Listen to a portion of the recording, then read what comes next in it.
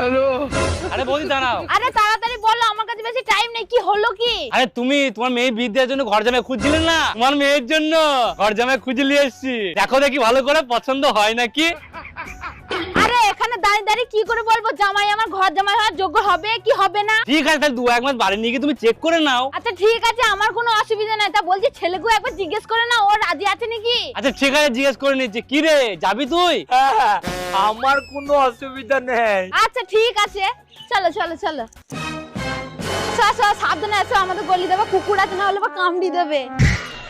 না না, জলের ট্যাঙ্কি গুলো তুলে এখানে রাখো। এখনই এখনই করছি, এখনই। হ্যালো।